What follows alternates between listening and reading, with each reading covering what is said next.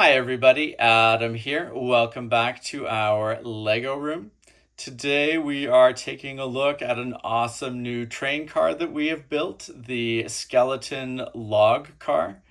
This is based off of instructions from Brick Train Depot, and the original model was designed by Sava Railways.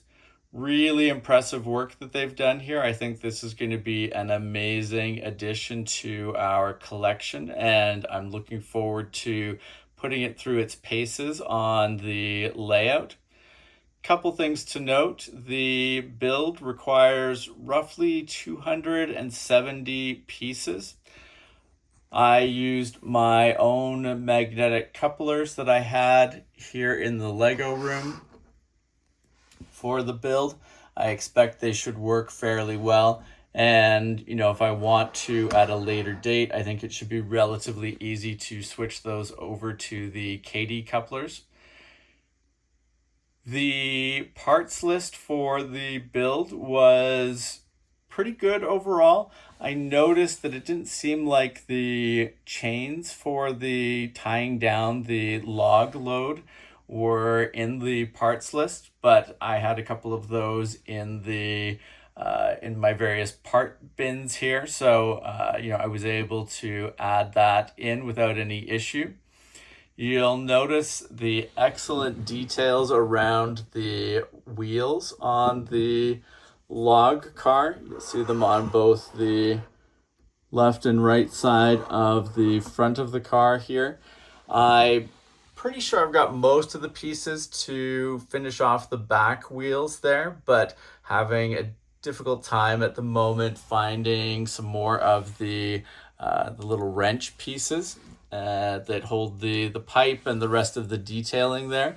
So I'm sure as we clear through some more parts for some of the upcoming builds that we have, those wrenches will come out and we'll finish that off. But, I think that's really cool detailing, especially given the relative sort of simplicity of the build, which, I really appreciate. It's a very sort of clean, straightforward design. There's no hidden or extra bits tucked in here.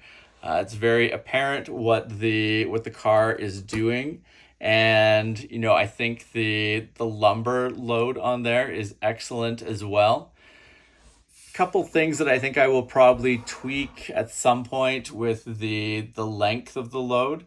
It's all pretty close at this end, but I may have missed a part here that just results in that inner log being a little farther in than the other ones. Not a huge deal, but just something I noticed, and I might tidy that up either on this particular log car or on a future iteration. I do expect that I will build more of these. Like I said, I think they look great. They definitely fill a niche in the railway in that. I think it's cool to see different types of loads being carried around the tracks, and there's not a lot of cars out there that are designed for carrying logs like this. They would go really well with the Japaz sawmill complex that we featured on the channel. So as we build that particular complex out, having a bunch of these cars to carry logs into the facility would be really cool. Overall, I also found that it's compared to some train cars, it's actually not too bad in terms of affordability.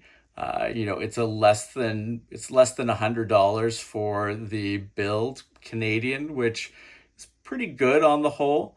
With that, I did purchase, my magnets were separate, my roller bearing wheels were separate. I've got those in sort of a stock here in the Lego room that I can pull from, so I don't order those things specific for an individual build. But, on the whole, really happy with the look and the sort of price that it came in at for achieving that look. You'll also notice some nice details underneath on that main beam of the car there. And, the other thing I will say, I like the coloring of the main body of the car too. That sort of reddish brown is a really compelling color, and I think it looks great. You know, with specifically with the wood lumber load on here. But even if you had this as an empty car, I think it would look great as well. So really happy with this. Like I said, this is based off of instructions from Brick Train Depot. I'll include a link below so you can go check out their website and take a closer look at the instructions they sell for this particular train car. But, really happy with how it turned out and can't recommend checking out their site enough. Lots of great train cars, locomotives, buildings. We've built a number of their models over the years and featured them here on the channel, and I've been super happy with it.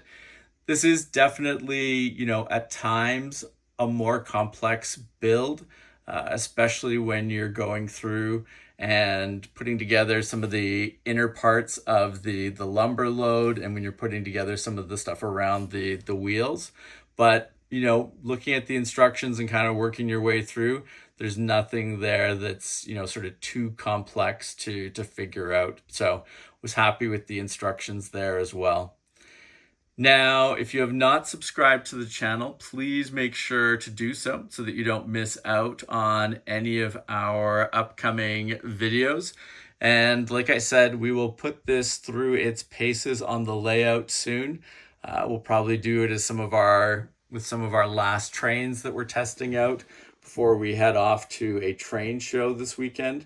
I do plan on taking this train car. I think it'll be a great one to have on display there and potentially run around with some of the different locomotives that I'll have there. But you will definitely see more from this model, both in terms of putting this one through its paces. And like I said, I could really see myself picking up parts to build another 2 or 3. I think it would look really cool.